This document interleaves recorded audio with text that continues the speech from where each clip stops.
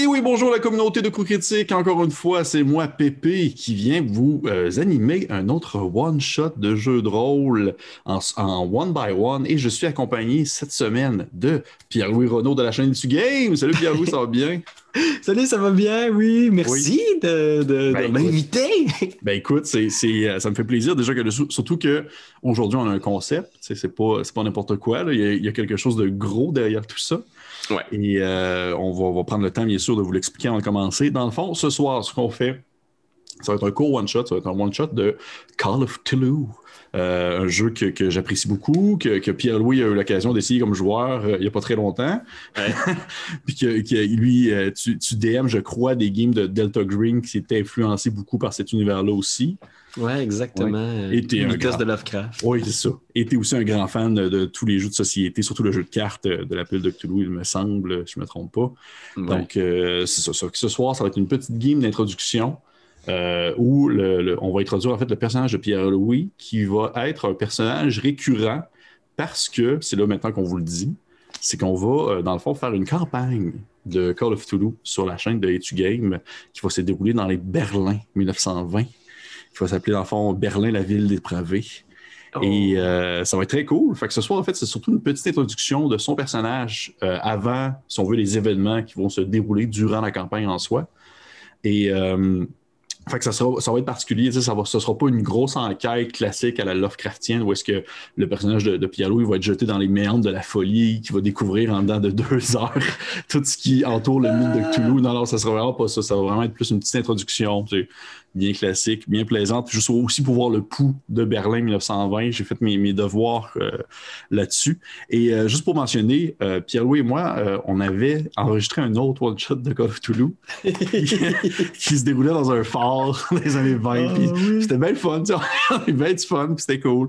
Mais malheureusement, ce one-shot-là est disparu dans les brumes. C'est pas rendu où. J'ai le document et le dossier est fini. Fait que... Écoute, peut-être qu'un jour, ça va faire surface dans 10 ans. C'est ça, dans 10 ans, je vais être vieux. Je vais regarder, c'est un vieux one-shot. Mais bref, peut-être que maintenant, on va le retrouver et on va le mettre sur la chaîne. Mais d'ici là, je suis désolé, ça va être celui-ci que vous avez présentement, mais ça va être belle fun quand même. Ouais. Qu'est-ce que je voulais dire? Je pense que ça fait le tour. Bien sûr, je vous encourage, bien sûr, à aller voir la chaîne d'Etu Game.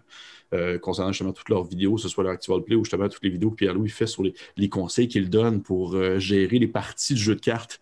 Comment il s'appelle le jeu de cartes? C'est-tu Horror Arkham, c'est ça? C'est Horror Arkham, le jeu de cartes évolutif de Fantasy Flight, qui est maintenant dans sa 5e année, je pense bien, qui débute là, d'existence. Okay. Super bon jeu de cartes, mais aussi un univers là, qui a été vraiment une agglomération de plein d'auteurs, de plein de créateurs. Ouais. Fait que le mythos a vraiment dépassé Lovecraft, puis moi, c'est un univers que j'adore. Oui. Puis je crois, rappelle-moi, il me semble, parce que j'ai joué comme vraiment juste un tout petit peu, puis le peu que j'ai joué, j'avais beaucoup aimé ça, mais je me trompe pas, c'est un jeu c'est un jeu de cartes évolutif, collaboratif. C'est ça qui est cool. Ouais, on travaille en équipe pour essayer de survivre à des aventures. Puis moi, ce que j'aime, c'est que c'est vraiment à mi-chemin entre le jeu de société, le jeu de cartes et le jeu de rôle.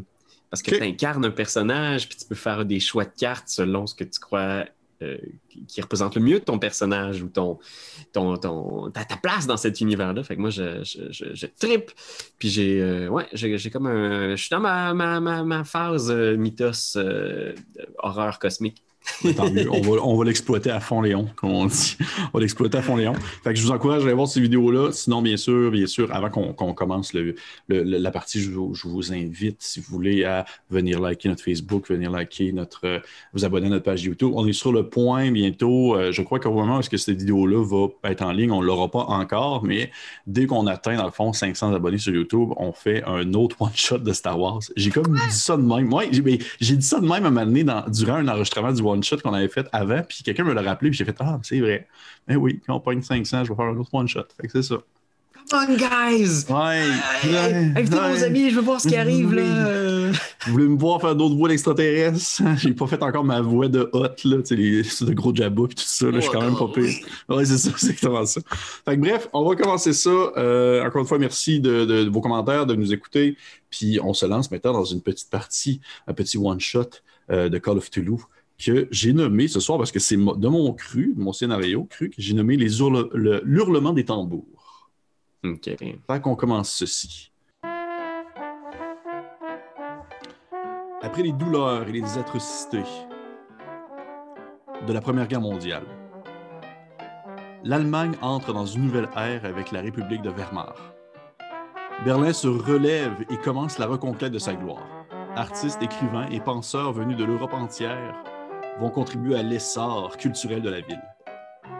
Devenu le berceau de plusieurs mouvements littéraires et artistiques, Berlin ne tarde pas à occuper une place de choix dans la vie culturelle allemande, européenne et mondiale. Les cabarets, les cafés d'intellectuels, les salles de cinéma et de spectacle se multiplient partout dans la ville. Ce sont ce qu'on nomme les Goldenen Zwanziger, c'est-à-dire les années 20 en or. La danseuse côtoie le charcuté de guerre, l'expressionnisme explore la ville alors que la ville tente de rattraper les premières années de la décennie. L'artiste français se présente devant le riche anglais, le tout dans une galerie bien allemande. Nous vivons une période complètement folle.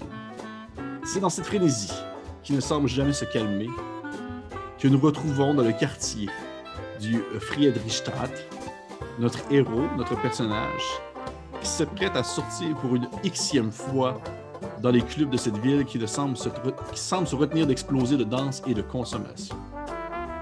Qu'est-ce qu'on peut voir, Pierre-Louis? C'est qui cet individu-là, ce jeune homme, je crois? Oui, un jeune homme quand même qui sort dans un long veston un long manteau de laine noire. Il porte un chapeau de forme qui est peut-être un petit peu démodé. C'est peut-être un style un peu conservateur quand même qu'il a, là. Mais il y a un chapeau haute forme placé sur le côté, là, un peu à la mode française. Ouais. Il est tout de noir vêtu. Il a des longs gants noirs par-dessus ses mains. Tu vois, il a l'air quand même un peu fatigué. Là, il sort de son appartement, et je pense qu'il ne verrait pas la porte. Il fait juste genre avancer dans les rues. Tu vois qu'il chasse la fatigue de son visage. Autant qu'un jeune homme de 24 ans peut avoir l'air fatigué. OK. Puis c'est un jeune homme imberbe. Bien coiffé sous son chapeau, les cheveux blonds. Il a un visage un peu d'enfant, de chérubin. Mm-hmm. Puis il salue les gens sur son passage, puis il se met en route dans les rues de Berlin. Peut-être qu'une dernière fois, genre, il sort un mouchoir, genre, avec son eau de Cologne, où il fait juste en placer, genre, sous son menton, puis il remet son mouchoir dans sa poche. Parfait. Donc, ton personnage qui se nomme, je crois bien sûr, à moins que tu me dis qu'il y a un autre nom qui se présente quand il se présente aux gens, mais c'est bien Edgar Jones. Le Dr Zoidberg! Le Dr Zoidberg! Non, son nom, c'est Edgar Herbert Jones. Okay. C'est un Américain. Il travaille très, très, très fort pour essayer de chasser son accent. La plupart des Allemands, ils disent qu'il n'y a presque pas d'accent, ils ne s'en rendent pas compte. Mais lui, il travaille vraiment très, très fort pour avoir un bon allemand. Mais les gens l'appellent Eddie, ses amis proches. Parfait. Monsieur Jones, parce qu'il y a beaucoup de gens aussi qui travaillent pour lui. On voit peut-être même quelqu'un au bout de la rue qui le suit, peut-être. Là. Il y a des gens qui travaillent autour de lui pour gérer un peu ses entreprises. On n'en dira pas trop non plus. On va laisser le mystère un peu planer sur ce cher Eddie. Quand même, on va le découvrir aussi plus qu'il est durant cette campagne qu'on va faire. Mais présentement, Eddie se trouve dans justement ce qu'on nomme la Friedrichstadt, qui est comme une espèce un grand secteur important de Berlin, situé probablement plus dans le centre. C'est l'endroit où il y avait beaucoup d'hôtels de luxe, de bâtiments administratifs. Le Parlement prussien est là. Il y a des églises, des musées, des tours d'affaires. Il y a beaucoup de théâtres chics, comme le fameux Kosendors, ainsi que des galeries marchandes. Comme tout ce que je dis, by the way, tout ce que je dis, c'est vrai, c'est comme pas de la shit. Ainsi que la galerie marchande, la Kaiser Galerie. Tout ça, c'est situé autour souvent de ce qu'on appelle le Gendarmarkt, qui est comme une espèce de centre culturel d'origine de Berlin. C'est souvent cet endroit-là se nomme les Champs-Élysées de Berlin, puis c'est là que tu habites. Du moins, depuis, je crois, la dernière année, tu me dis, ça fait pas très longtemps que tu es à Berlin, je crois. Oui, il loue un appartement là, à Berlin pour l'instant depuis presque un an maintenant. OK. Bon.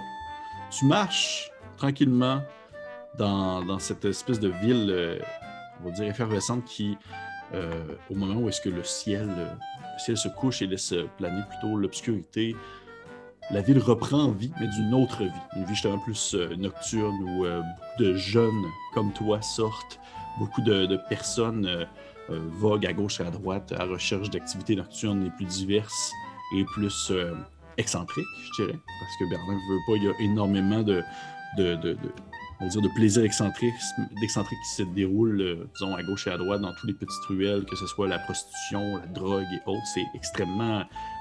C'est très volumineux, c'est très riche, ça va dans tous les sens. Et probablement que, en tournant la ruelle, toi, tu te diriges présentement, en fait, vers un autre quartier de Berlin qui se fait surnommer, vous, entre jeunes ou entre plutôt habitués, vous le nommez le Kudamm. Mais le vrai nom du quartier s'appelle le Kurfürstendamm, qui est comme c'est vraiment l'endroit cool maintenant de Berlin, après la guerre. C'est un endroit qui est très peu apprécié des conservateurs, des personnes un peu plus vieilles, plus vieux jeux. C'est un endroit qui est excessivement populaire pour les personnes très chics, pour les gens qui sont qui veulent être de l'avant-garde on va dire de la vie nocturne berlinoise. Beaucoup de bars style américain, des établissements de divertissement, il y a beaucoup des cafés avec qui accueillent ouvertement des clientèles, disons, en provenance on va dire du secteur plus LGBTQ, par exemple. Okay. Et des cabarets et autres activités nocturnes les plus diverses. Et c'est en te rendant, dans le fond, vers le Kudamm que probablement qu'au tournant d'un coin, tu rentres dans quelqu'un, en fait. Tu t'accostes quelqu'un. Et au premier regard, tu ne reconnais pas la personne, mais rapidement, tu reconnais ce petit rouquin, probablement encore plus petit que toi, palette avancée, dos arqué. C'est un de tes bons amis, probablement, en fait, justement, qui s'en allait te rejoindre dans ton appartement pour aller veiller au bar. Et il se nomme Léo Gierich. Ses parents sont morts. De ce que tu connais de lui, ses parents sont morts durant la Première Guerre mondiale. Il a hérité d'une bonne somme, puis maintenant, il dépense beaucoup plus qu'il gagne. Il gagne en fait rien du tout, il travaille pas. Tout ce qu'il fait, c'est qu'il vit, en fond, sur l'argent de ses parents qu'il a eu durant la Première Guerre. C'est un petit gars rouquin avec beaucoup de points de rousseur, souriant, que tu rentres, tu le cours, vous faites un face-à-face au tournant du coin, puis il te regarde, puis il fait genre « Eddie! » Puis il est tout content de te voir. Je place mon manteau, je suis juste un peu genre... comment? Encore de sortie ce soir? Il fait ouais, comme d'habitude, Eddie. Sauf que ce soir, par contre, j'ai quelque chose de vraiment spécial à te proposer. Si bien sûr t'es partant. Puis il regarde à gauche, à droite, genre, puis je pense qu'il est un peu découragé en faisant comme... Je pensais qu'après la nuit d'hier, tu sortirais plus, là, que tu prendrais ça relax un petit peu quand même. Il dit, il paraît qu'il passe comme un bras par-dessus ton épaule pendant que vous marchez en direction du Kudamm. Il est pas très à l'aise avec la familiarité, là, il se renfogne un peu là, avec le fait qu'il y a autant de contact physique avec lui. Ouais. Il dit, la nuit est jeune et on est jeune aussi, il faut profiter un peu de ce temps qui passe. Je dois avouer que j'ai toujours la peur de manquer une de ces soirées et de me faire raconter le lendemain que j'ai manqué, disons, l'événement de l'année, si tu vois ce que je veux dire. Faux mot. Bon, tu sais pas encore ce que ça veut dire, mais dans quelques siècles, ça sera inventé. Le fear of missing out. Puis, pour que les deux, vous marchez, dans le fond, dans cette espèce de ruelle-là qui mène vers le secteur du Kudamm. Et vous croisez, probablement au loin, en fait, tu vois que Léo était probablement pas seul, puis au loin, il est accompagné d'un autre homme qui vous fait signe de la main, qui lève la main un peu. Et tu reconnais, dans le fond, cet autre individu aussi que tu reconnais bien comme étant, il se nomme en fait Dietrich Follet. Puis dans le fond, c'est un jeune homme aussi que tu connais bien, de père français et mère autrichienne. Il a déménagé avec sa famille en 1925 à Berlin. Il ne se présente pas en 1926 pour répondre au questionnement. Et son père est célèbre dans le milieu de la haute couture et lui travaille pour eux. C'est un espèce de grand brun ténébreux, petite moustache bien mince, là, assez charmeur. Puis il dit que c'est un individu qui est beau, qui ne semble pas nécessairement en profiter, mais il vit bien avec ça. Tu vois qu'il ne va pas se plaindre non plus. Puis probablement qu'au loin, alors que vous approchez, il lève la main, puis il est comme en train de finir sa cigarette, puis il l'écrase sur le sol. Puis il fait une espèce de genre... Léo, Eddie, vous allez bien? Ouais.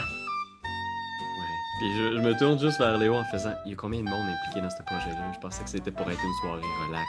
C'est comme notre soirée relax. Genre de... tu vois, Léo, il fait ah, Eddie, inquiète pas, j'ai pas invité trop de monde, on est seulement le petit quatuor habituel. Ok. Ouais, parfait. C'est juste que j'ai l'impression que j'ai pu. Tu vois, il essaie de formuler des choses en faisant comme.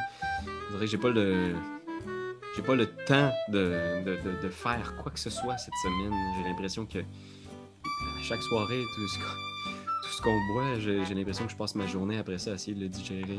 J'aimerais ça pouvoir juste. Il essaie de trouver des excuses un peu, genre, il abandonne, il est juste comme bon. Est-ce que tu peux me dire au moins c'est quoi le plan, où est-ce qu'on s'en va, que je me prépare psychologiquement? Bon, écoute, c'est sûr que on aurait pu aller au classique, que ce soit le Chat Noir, le Bal Volant, chez Mali Engel, ou même le Cabaret du Ciel et l'Enfer. Ça, le Cabaret du Ciel et l'Enfer, tu le connais bien, c'est probablement la dernière place que vous aviez été boire.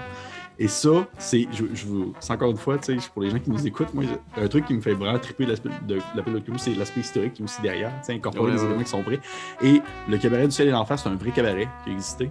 Et quand tu arrives là-bas, tu as le choix entre d'aller soit au ciel ou en enfer. Il y a un doorman qui est habillé en Saint-Pierre, puis un doorman qui est habillé comme en diable. Puis tout dépendant où est-ce que tu vas, il t'emmène dans le fond dans une place différente du bar ou quoi. Soit tout est lumineux, blanc, bleu, puis il faut que tu te laves les mains dans une espèce de bol d'eau bénite. Oh my god! Puis l'enfer, tout est rouge, puis c'est comme plus exotique un peu. Oh man, je comprends pas pourquoi il n'y a pas ça à Montréal. C'est tellement plus nostalgie COVID, là. Genre, c'est comme genre, oh mon dieu, il y a tellement de rassemblements. Ça va de bon sens. Mais bref, c'est probablement la dernière endroit où vous êtes allé boire. Puis la veille, probablement. Puis il fait mais cette fois-ci, j'ai autre chose à proposer. Et tu connais bien le bar Rio Rita. Ouais, je fais mieux un peu. OK. Mais, écoute, j'ai fait un contact là-bas. Il y a un gars que j'ai rencontré. Il se nomme c'est Simon Varenne. C'est un petit brun trapu. Ce gars-là, il m'a proposé de passer la soirée de notre vie. Qu'est-ce que t'en penses? Il a des contacts. Soirées de notre vie. C'est ça. Ça fait vraiment beaucoup de soirées de notre vie qu'on a vécues. Ouais, c'est ça. Je sais pas combien de vie il va nous rester après ça. Là. Écoute. Je sais qu'on a l'habitude de vivre rapidement. Puis tu vois qu'il est probablement déjà un peu pompette, là, tiens, un œil qui tilte un petit peu. Ouais. Puis il fait mais pour de vrai, ce gars-là, je peux pas t'en dire plus tant que ça, mais il est vraiment implanté dans certains secteurs importants de la ville. Et je te dis que ce soir, ce qu'il nous propose, c'est pas genre le petit vin français dégueulasse qu'on a bu la semaine passée. Non, il nous propose la meilleure chose que tu auras consommée de ta vie. Et probablement que après ce soir, tu vas pouvoir prendre une bonne semaine relax, à rien faire, parce que tu dis que ce serait impossible d'atteindre un autre niveau, si tu vois ce que je veux dire. Je pense que, tu sais, depuis qu'il est arrivé à Berlin, Eddie est vraiment à la recherche de différentes choses. Il s'est éloigné de l'Amérique un peu plus puritaine, puis il est un peu à la recherche de, justement, toutes ces... tout ce qu'il ne veut pas avoir, d'où il vient, tu sais. Fait que le fait de découvrir de nouvelles personnes qui ont de nouvelles origines, juste consommer, manger quelque chose qu'il n'a jamais pris, ça l'intrigue. Mais surtout, ça va faire un bout qui pousse un peu Léo parce qu'il aimerait ça assister à des séances de spiritisme, puis à des trucs un peu plus occultes. Fait que sans doute qu'il doit, genre, quand il doit finir chaud, il doit finir par, genre, sortir son tarot, il parler, genre, de dude, tu connais pas personne qui a ce genre de... Ouais. Fait qu'il y a un peu espoir que le secret que Léo garde a peut-être lié à ça, tu sais. Fait que je pense que là, ça l'allume soudainement, puis il est juste comme... All right. On y va. On est tous là, il regarde à gauche, à droite, puis il est comme... Tu vois qu'il y a des triches follets qui viennent vous rejoindre, puis il fait genre... Il s'était comme allumé une autre clope un peu plus loin, puis il fait il regarde Léo, puis il demande, dans le fond, il a accepté d'aller au Rio Rita, puis toi, Léo, il le regarde, puis il fait genre, ouais, il a dit oui. Puis tu vois que Dietrich, il prend aussi comme une main sur l'épaule, grand brun, super beau, là, vraiment comme charismatique à fond, puis il te regarde avec un beau sourire charmeur, puis il dit probablement une phrase du genre, il fait, ah, je suis content que tu sois partant pour cette histoire, parce que je trouvais qu'au début aussi, j'étais plutôt un peu réticent, mais Léo m'a tellement bien vendu le projet, j'imagine qu'il t'a pas tout dit comme moi, pour que tu saches en fait que ce soir, il semblerait que ça va être assez particulier. Genre, il commence à build-upper quelque chose, genre, puis il est juste comme... Là, particulier, là, est-ce qu'il fallait que j'amène quelque chose de particulier? Je veux dire, moi, j'ai pas de... Tu sais, genre, il est juste comme... Qu'est-ce que vous voulez dire comme particulier, là? Il est genre... Ils font, les deux se regardent, probablement que les deux se font une espèce de coup d'œil un peu, un peu de connivence. Puis Léo, il finit par te dire il dit, tu vas voir, viens avec nous. Puis tu vois qu'ils vont te mettre à marcher en direction du secteur Koudam, qui est vraiment un endroit, tu le vois un peu de loin parce que c'est un secteur de Berlin qui est très éclairé. Probablement que vous prenez l'espèce d'artère nord-sud principale de la ville pour vous rendre jusque-là. Puis c'est un secteur qui est justement très, très, très éclairé par les néons des différentes boîtes de nuit qui sont hors de prix, là, vraiment des espèces de grands symboles, de grandes représentations de femmes qui lèvent un peu leur jute avec la dentelle qui illumine en espèce de néon mauve. Et au moment où vous arrivez vraiment dans le secteur du Koudam, c'est vraiment genre la vie nocturne berlinoise à son plein potentiel, c'est-à-dire cabaret, il y a des travestis à tous les coins de rue, il y a des cafés, tu vois que c'est la folie furieuse à gauche et à droite, il y a des gens de tous les horizons, de tous les strates d'âge et de tous les types, on va dire, financiers qui peuvent se retrouver là, même si oui, il y a des secteurs qui sont plus réservés, il y a des bars que tu ne rentreras pas si tu n'atteins pas un certain niveau monétaire, sauf que c'est vraiment la folie. Et même à l'extérieur, il y a des gens qui vont hurler pour vous inviter à rentrer à certaines places. Puis, il y a probablement une espèce de monsieur un peu plus gras avec genre une cigarette sur le bord de la gueule puis un chapeau un peu croche qui t'arrête puis il fait genre « T'aimes ça les belles filles, toi? T'aimes ça les belles filles? » Puis il donne comme des coups sur ses épaules. Puis là, t'as genre Léo qui fait juste comme lui faire une espèce de « Ah, va-t'en. » Puis il essaie comme de l'éloigner de vous. Puis vous croisez plein de monde. Probablement que tu croises d'autres personnes que tu connais qui vont comme à sens inverse de toi, qui sont comme veillés à une autre place. Puis, tu sais, des gens qui font juste comme « Hey, dis. » Puis là, du monde qui dit « Salut. » Tout ça. Ouais, je pense qu'il s'habitue pas, là, genre... Ouais. Probablement que, tu sais, il doit avoir des places qui swingent dans son petit coin de la Louisiane aussi, mais tu sais, il vivait vraiment dans une place en campagne, tu sais, en bordure de la Nouvelle-Orléans. Fait que tout ça, pour lui, c'est encore un truc qui est... Tu sais, même si ça l'excite dans un endroit aussi moderne, aussi jeune, c'est beaucoup, là, des fois. Là, Ouais. il est comme un peu encore intimidé par tout ça. OK. Puis je me demandais, justement, qu'est-ce que tes amis les plus proches, ceux que tu as rencontrés surtout au courant de la dernière année, qu'est-ce qu'ils peuvent savoir sur Eddie? Je pense que Eddie a toujours été quand même assez réservé sur... ils savent qu'il vient des États-Unis.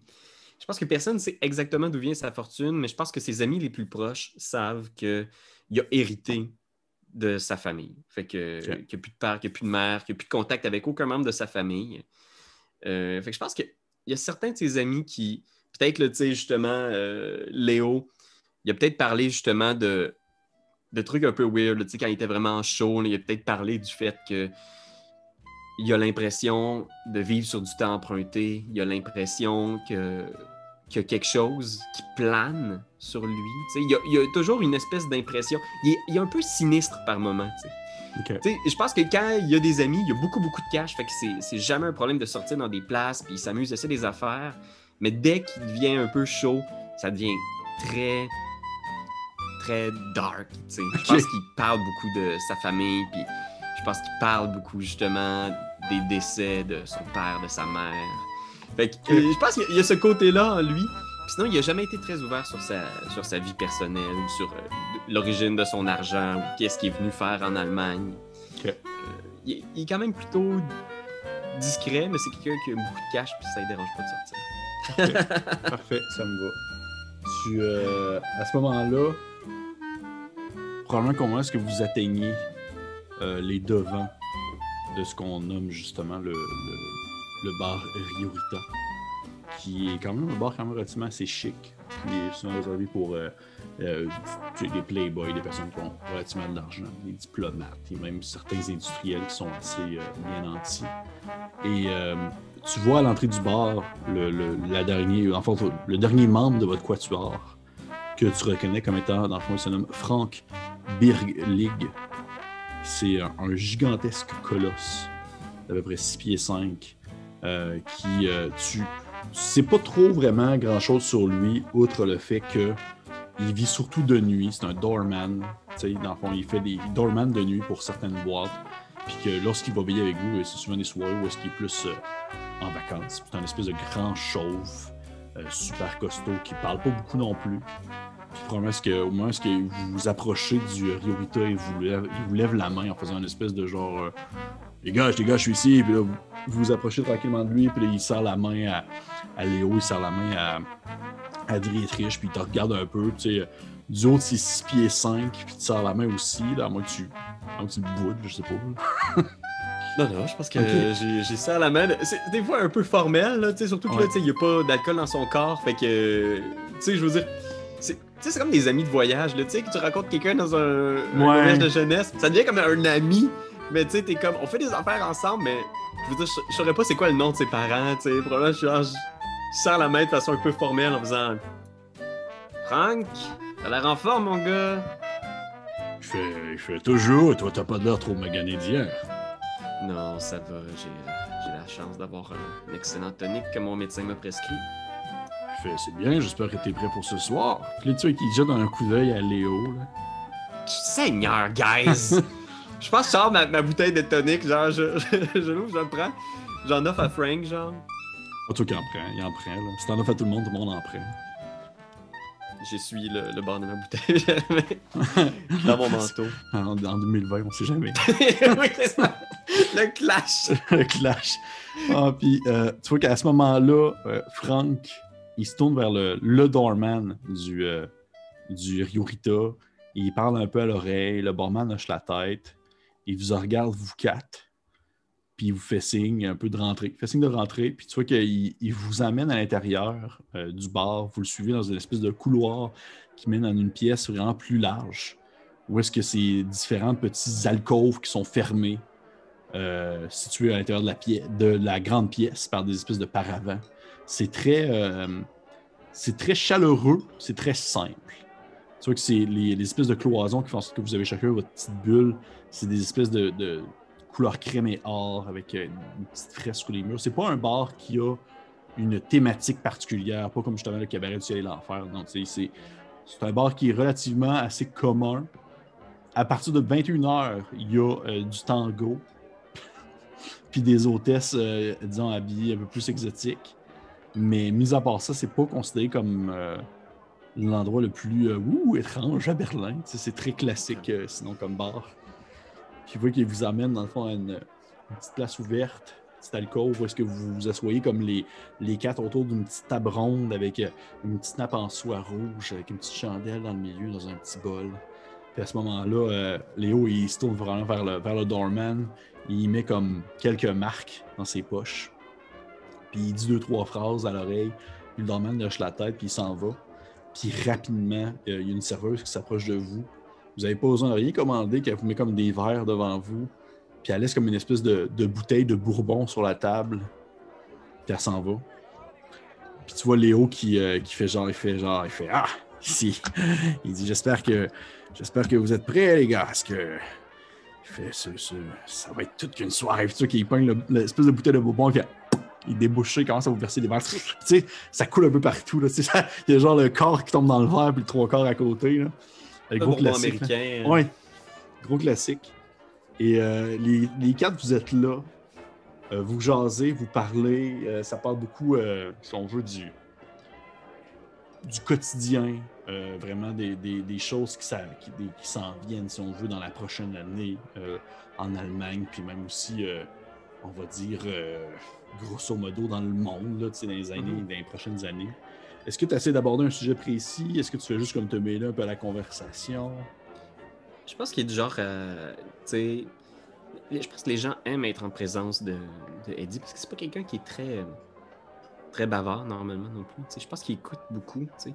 Il est assis à la table, tu sais, il boit son verre puis il écoute ses amis jaser. Il est très intéressé par la politique allemande. Je pense qu'il Ok. il trouve ça fascinant ce qui arrive en Europe. Puis je pense qu'il trouve ça fascinant de voir comment les choses se développent. Puis surtout, je pense que ça lui fait du bien aussi d'être avec des jeunes, parce que je pense qu'il a toujours été toute sa vie avec sa vieille mère, tu sais. Fait que je pense que d'avoir ce genre de conversation-là du point de vue de jeunes, tu sais, qui vivent de façon sur le terrain, tous ces changements-là, je pense qu'il trouve ça très, très intéressant, mais il reste quand même plutôt discret, tu sais. Il va peut-être des fois donner son grain de sel, dire comment ça se passait aux États-Unis. Tu sais, peut-être que les gens ils posent des questions aussi sur l'Amérique, puis là, ça lui fait toujours plaisir de répondre, même s'il est plutôt dur par rapport à sa vision de l'Amérique. De l'Amérique. Ben, probablement que oui, probablement que les gars vont te poser beaucoup de questions sur l'Amérique en soi, parce que les autres sont très. Les trois autres sont très eurocentristes. Là, soit qui viennent, il y en a un qui vient de la France, puis les deux autres semblent plus justement soit Autriche, Allemagne. Fait que relativement, ils vont probablement poser beaucoup de questions vraiment sur le fonctionnement politique, l'art, des choses comme ça.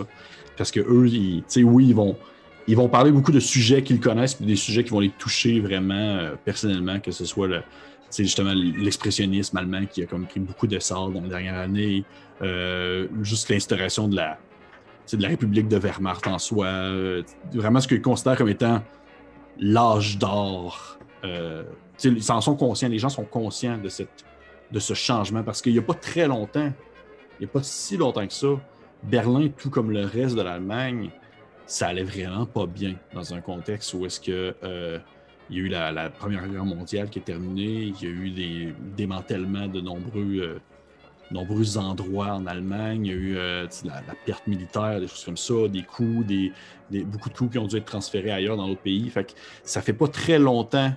En 1926, ça doit faire à peu près je pense que ça a commencé comme en 1923, dans ces eaux-là, 1923-1924, où est-ce que ça a vraiment il y a eu un essor, disons, des gens qui ont investi, qui se sont, dans le fond, implantés dans cette espèce de capital-là, qui ont créé, disons, justement, un nouvel âge d'or, ce qu'on appelle les années folles, mais un peu à retard, justement, dans cette ville-là, à Berlin. Fait que probablement qu'eux autres, ils vont vraiment beaucoup parler, tu sais, les difficultés économiques des dernières années, ils vont parler, dans le fond, des échecs politiques aussi, il y a eu des espèces de soulèvements populaires qui n'ont pas fonctionné au début des années 20. Ils vont probablement beaucoup parler genre de métropolis, dans le fond, Non, c'est pas vrai. Je dis de la bullshit, ce film-là n'est pas encore sorti. Il est sorti en 1927. J'ai le feeling qu'il y a quelque chose de gros qui s'en vient. Quelque chose qui marche pas, là! Ça changera jamais, guys! Ouais. On est parti pour toujours! Ouais. Non, mais... Une utopie jusqu'à la fin! Ouais, c'est ça. Mais bref, ça passe plein de sujets. Ça va parler, exemple, du traité de Rapallo, qui est comme un espèce de traité qu'il y a eu entre l'Allemagne et la République soviétique en 1922, je crois. Fait que, bref, ça genre de plein d'affaires. Puis probablement qu'après peut-être 1h30, 2 heures, vous avez commencé comme à... Vous commencez à être un peu pompette, là, à moins que tu me dis que tu n'as comme pas bu beaucoup parce que tu es peut-être stressé par la situation parce que tu sais pas trop comment ça s'enligne. Non, tu sais, je pense qu'il n'y a pas une super tolérance à l'alcool aussi. Puis je pense à la limite qu'il est quasiment oublié. Tu sais. Je pense qu'il était comme genre, c'est peut-être juste une ruse qu'il a utilisée pour me ramener encore dans un bar. Tu sais. Puis la fois où je t'ai dit, je prendrais ça relax. Là, tu sais. Fait qu'il a son haute forme de côté, il a enlevé son manteau, il a enlevé toutes ses gants, il est peut-être en bras de chemise, puis il a bu beaucoup, là, je pense déjà. Okay. La bouteille de bourbon doit être bien entamée. Ok, parfait. Parfait. Pierre-Louis, je veux juste te rappeler, c'est pour ça que ça m'avait complètement sorti de la tête. On était en train de jouer à un jeu de rôle, puis t'es pas fait lancer un jet. Ça fait 1 heure qu'on joue. J'ai une fiche de personnage ou quoi? Ça fait 1 heure qu'on joue, puis t'es pas... Tu veux-tu, s'il te plaît? Je pensais que c'était un TED Talk sur l'Allemagne des années. C'est ça. C'est juste une... Tu veux me faire un jet s'il te plaît, en anglais. Je sais pas si ta feuille est en français ou en anglais. Ma feuille est en anglais. C'est Spot et Done. En fait, ma feuille est en allemand. Je me suis dit, j'y vais. C'est quoi en allemand, c'est pas les... Je sais pas. Ok. Fail. 52 au-dessus de 40. Okay. Je pense que je suis juste dedans, là, puis je pense que je suis comme fuck you! Fuck you, fuck toi, pis toi, le Bourbon, c'est. Non, je suis juste dans une conversation intense avec eux, je remarque rien. Parfait. Pour rappeler ceux qui nous écoutent présentement, l'appel de Cthulhu, c'est un système de descent. C'est-à-dire que Pierre-Louis a un seuil de difficulté qui est défini par soit ses caractéristiques ou ses compétences. Et il doit avoir en bas, dans le fond, en lançant un dé de pourcentage, en bas de la dite compétence. Il y a 3 niveaux de réussite. Réussite normale, une réussite majeure ou une réussite supérieure. Et c'est tout dépendant, c'est comme l'aspect plus technique, mais c'est tout dépendant quelle fraction de sa réussite il a, qui fait en sorte qu'il réussit ou non son action. Et si c'est un 0-1, c'est une réussite critique, puis si c'est un 100, ben c'est un échec critique. C'est comme un peu un Donjon Dragon avec un 1 puis un 20. Fait que, tu as échoué ton jet. Tu vois que tu es justement très impliqué dans la conversation actuelle, vous discutez, vous papotez. Probablement que je sais pas si ton personnage fume, tu sais, genre eux autres, ça fume comme des clopes une par-dessus l'autre, comme s'il n'y avait pas de lendemain, là. Ouais, je pense qu'il a commencé à fumer en Allemagne. Probablement qu'il y a comme beaucoup d'Américains qui s'en vont en Europe, genre, c'est là qu'il a commencé à fumer. Ouais, c'est ça, c'est exactement ça. Fait que probablement que tu te fais offrir clope par-dessus clope, puis les gars vous jasez plein d'affaires, puis probablement que c'est vers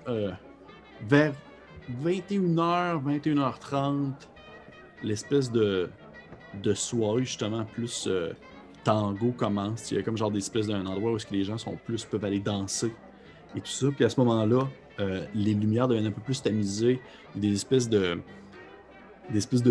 follow spots lumineux qui vont dans tous les sens un peu, là, qui vont toucher n'importe quelle zone du bar. Puis à ce moment-là... Ils ont des moving lights! Ouais, à ce moment-là, tu sens une main sur ton épaule. Quand même relativement assez ferme, mais en même temps douce. Ah! Bang, bang, bang, bang, bang, bang! Je pense que je vais me tourner quand même relativement surpris. Je pense que c'est le genre de personne aussi qui n'est pas habitué au contact physique autant. Je pense qu'il se tourne juste pour voir qui est là. Tu vois que c'est un petit gars, ben pas un petit gars, mais c'est un homme relativement petit, peut-être début vingtaine, genre 21, 22 ans. Il est cheveux bruns, il a une grosse barbe, vraiment particulière pour ces années-là, puis elle n'est pas nécessairement très bien entretenue, dans le sens que c'est pas en piqué, puis c'est pas taillé, c'est très frisé, puis ça va dans tous les sens un peu. Puis tu vois qu'il porte un espèce de petit chapeau presque melon, un peu serré pour sa grande tête, puis comme tout carré. Et tu vois que Léo se lève debout, la clope à la bouche, puis il fait Ah, Simon! Puis là, tu vois, Simon, c'est Simon de Varennes, c'est comme le contact à Léo. Il fait Léo! Puis là, les deux, ils se serrent la main, nanana, gros câlin. Tu vois que Simon, il a aussi comme un verre à la main, probablement aussi un bourbon, puis il vous regarde, puis il se tourne vers Léo, puis il fait ça, c'est tes amis, ça. Puis tu vois, Léo, il fait ouais, c'est les gens que je voulais te présenter. Puis tu sais, pendant que Léo, il fait une espèce de tentative de genre, je vous pogne tout par les épaules en même temps, faire une espèce de package de gars, là. Je suis comme genre, tu sais, ça le fait vraiment pas, là. C'est juste. Je suis comme genre, super cool. Enchanté, Edgar. Il fait Ah, Edgar, moi, c'est Simon de Varennes. Tu peux m'appeler. Varennes français? Oui. C'est vrai que c'est un Français. C'est un Français. Il a un accent allemand qui est très cassé. Puis des fois, il va comme changer. Il va parler allemand-français. Il va changer de mot. Je pense que je l'aborde comme ça. Probablement, tu sais, genre dans une espèce de maladresse, je fais juste comme bonjour. Je parle un petit peu. Mais peu. Pas trop bien le français. Puis tu vois qu'il hoche la tête en faisant genre, il te répond dans un allemand assez cassé aussi. Puis il dit, c'est pas grave. Écoute, de toute façon, d'ici à la fin de la soirée, je suis sûr que tu vas parler 10 autres langues. Tu vois, quand t'es sous, tu te mets à parler plein de langues, là, c'est pas grave. Puis probablement que tu penses que t'es meilleur que ça en français, là, t'es déjà un peu oui, c'est ça. Puis, je suis comme, OK, Simon, écoute, tout le monde a été très nébuleux avec moi depuis le début de la soirée. Je vais profiter de ton arrivée pour que tu peux être honnête avec moi. Qu'est-ce que Léo a préparé au juste? Tu peux me le dire? Okay. Tu vois qu'il te regarde avec un air un peu coquin. Puis il regarde Léo, puis il fait comme... tu leur as pas dit. Puis tu vois, Léo, il la regarde avec un air un peu, non, non, je voulais que ça soit une surprise. Nan. Puis là, les deux commencent à se jaser sur le fait que, genre, il aurait peut-être dû te le dire parce qu'il veut pas, ça peut avoir de l'air. Surtout à Berlin, là, je veux dire, c'est pas tout le monde qui veut ton bien. Là, ça pourrait avoir de l'air d'un scam ou d'autres choses de ce genre-là. Ouais, je sais que Léo n'a pas l'intelligence d'organiser un scam comme ça. Puis tu vois, il se retourne vers toi, puis il fait ah, eh bien, bon. Il fait comment je pourrais vous expliquer ça? Il fait moi, un de mes amis. Il fait nous sommes quelques-uns. Nous avons loué une chambre fermée au deuxième. Et disons qu'on a eu l'occasion de mettre la main sur un produit assez particulier. Et on aurait voulu, disons, le faire. Peut-être tester sur des gens qui sont moins, disons, je ne sais pas à quel point vous consommez des produits divers, mon cher Eddie, c'est bien ça? C'est comme ça que les autres vous appellent? Oui, Eddie. On peut m'appeler Eddie, Ed. Puis, genre, il est déjà un peu comme, tu sais, il a déjà moins d'inhibition, puis il est juste comme, fait qu'on parle de quoi, là? On parle de un genre de substance. Je pense que je regarde à gauche, à droite. Tu sais, il vient de l'Amérique, de la prohibition, là, tu sais. Ouais, c'est ça. C'est comme un step quand même, là, tout ça pour lui, mais il est comme genre. Je pense qu'il fait fuck it. Je pense qu'il top, genre, ça vient botch, puis il est comme. Moi, je suis partant pour la découverte. Tant que vous me dites que. Hein, je vais être en mesure de pouvoir continuer mes activités normales cette semaine. Ah oui, vous allez pouvoir retourner chez vous sans problème. Puis il se retourne vers les autres, puis il fait suivez-moi. Puis OK, il se lève debout, petit gars, tu sais, vous êtes tous plus grands que lui, mais il est genre tout carré, puis il marche un peu. Puis il fait signe comme au doorman pour dire qu'il monte en haut, puis le doorman il fait un hochement de tête, genre t'as le droit, là, t'avais loué une chambre. Là. Finit son verre, ramasse son manteau. Ouais. Je pense qu'il revient parce qu'il oublie son haut de forme. Vous partez les 5 vers l'escalier. Vous montez un deuxième étage. Tu vois que c'est une espèce de grosse mezzanine carrée qui surplombe, si on veut, la grande salle principale avec les petites alcôves. Puis c'est comme c'est un peu pervers parce que ça vous permet vraiment de voir en hauteur l'intérieur des alcôves et les gens qui y sont, malgré le fait qu'ils essaient d'être intimes et de discuter entre eux. Et la piste de danse et tout ça, puis les gens qui se sont lancés, dans le fond, justement, dans l'espèce de danse tango folle, un peu années 20.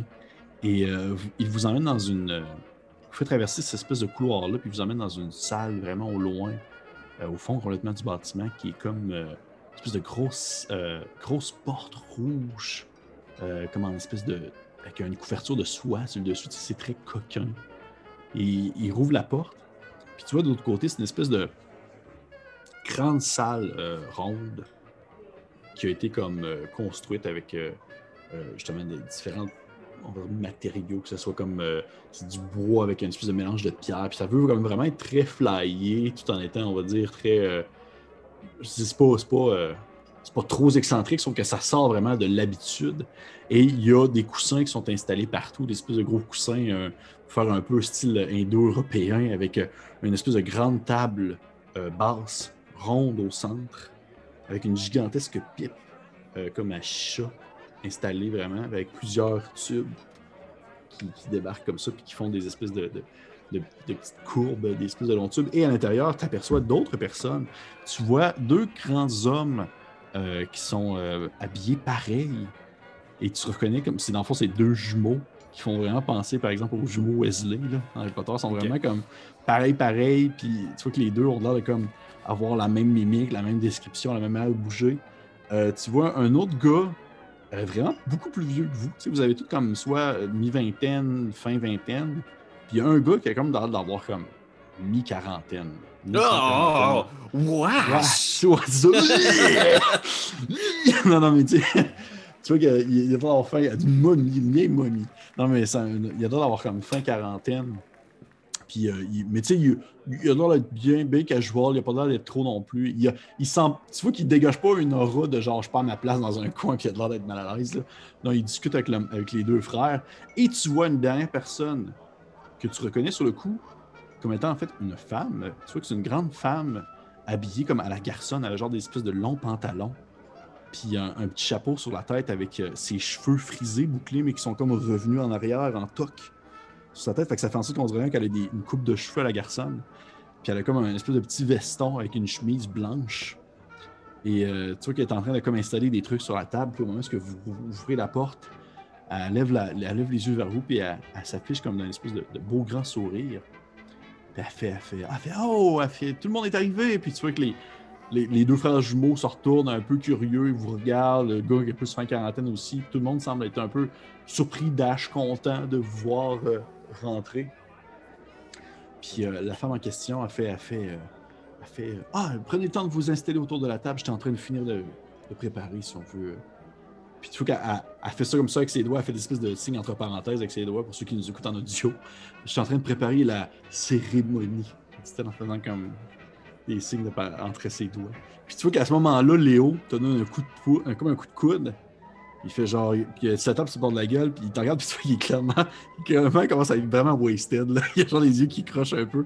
Puis il fait hein, tu m'as dit que t'as toujours voulu voir des espèces de trucs un peu plus spirituels, puis tout, là, c'est le temps, là, c'est là. Tu sais, oui, il est un peu découragé, du genre, comme je pense que. Tu sais, il a peut-être pas encore rencontré les bonnes personnes en Allemagne pour ce qu'il cherchait, tu sais, mais il remercie Léo, tu sais. Il regarde vraiment curieux la femme qui est en train de préparer les trucs, mais pour lui, ça, c'est vraiment alien, tu sais, cette pipe-là, cette espèce d'immense structure-là. Il a jamais vraiment vu ça. Fait qu'il s'installe un peu nerveusement, quasiment comme s'il avait dessoulé un peu. Il met son manteau sur lui, son haut de forme, puis il croise les mains. Puis je pense que visiblement, dans un de ses doigts aussi, il y a le. C'est quelque chose que les gens le taquinent probablement un peu souvent avec, mais il y a une bague en diamant avec un diamant dessus. Il y a une alliance. OK. Une vieille alliance avec un diamant sur sa main. Okay. L'alliance de sa mère. Parfait. Est-ce que tu voudrais me faire, s'il te plaît, un petit jet? Ça serait probablement de l'éducation, parce que c'est de l'apprentissage. Ok, éducation, nice! Oh, tu me niaises, asti!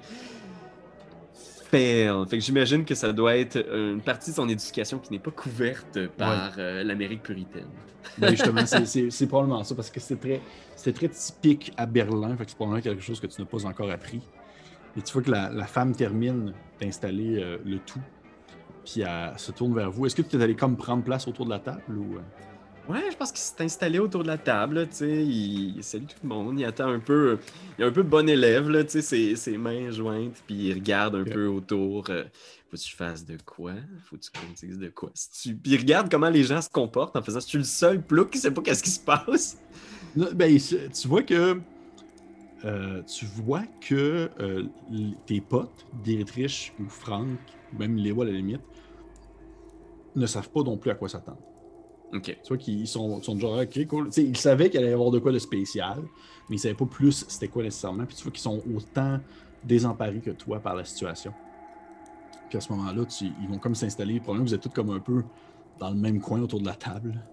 Puis de l'autre côté, il y a les deux frères jumeaux, puis l'homme un peu plus âgé, ainsi que Simon de Varenne, qui va comme ça soit aussi à un coin. Puis la grande femme, en fait, qui tu sais, je dirais femme, mais tu sais, elle a pas... c'est pas une madame de fin trentaine, fin quarantaine. Elle doit avoir une fin vingtaine, gros maximum. Et tu vois justement que la manière que son make-up est placé ou de la manière qu'elle est habillée, c'est comme difficile, en fait, de vraiment gager son âge, même si tu essaies de dire fin vingtaine. Et elle vous regarde avec un air, pas de complaisance, mais de fierté face à tout ce qui est installé. Tu vois vraiment que c'est l'espèce de grande table avec la pipe à chicha qui est placée là. Et l'équipement, tu vois qu'il y a une espèce de petit truc en sang à côté. Tu vois que devant elle, un gigantesque livre avec une espèce de petit livret à côté où elle prend des notes. Puis tu vois que je me penche peut-être juste pour regarder un peu. Je veux pas être trop indiscret, mais il est vraiment très curieux de ce genre de choses-là. Puis il fait juste... Vous prenez des notes?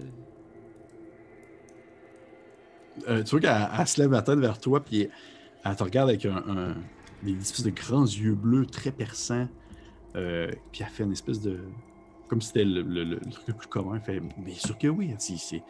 Il faut prendre des notes lorsque nous faisons des expérimentations. Monsieur, votre nom déjà. Je crois que vous vous appeliez Monsieur Edouard, Eddie, quelque chose comme ça. Bref, un nom qui est plus plutôt qu'elle dit dans un anglais très cassé, américain. Ouais, je pense qu'il hoche la tête. Puis il sait pas trop, là. Il hésite un instant pour donner peut-être un faux nom ou quelque chose. Puis il est juste comme...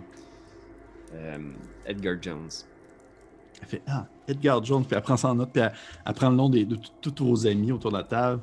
Puis après ça, elle va comme fermer les espèces de lampes à l'huile qui sont accrochées un peu à gauche et à droite. Elle va fermer les lumières. Puis tu vois qu'elle éclaire dans le fond des espèces de petites chandelles qu'elle installe sur la table. Puis il fait comme extrêmement sombre autour de vous. C'est justement ce petit point lumineux au centre de la table. Puis elle fait il fait donc, déjà, je voudrais dire merci. Merci à mes collègues habituels d'être là. Et merci beaucoup à Simon d'avoir trouvé d'autres volontaires pour cette soirée expérimentale, je dirais aussi artistique dans un certain sens.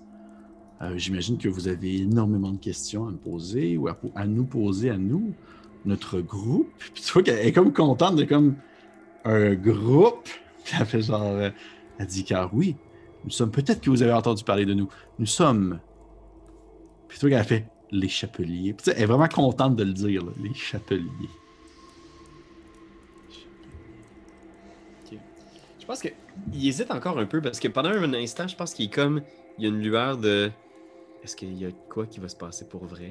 Puis quand elle parle des chapeliers, il est comme. Je vais peut-être assister à un show. Il sait pas si on est dans quelque chose qui tire vraiment sur l'occulte ou si on va juste voir une espèce de show boucan.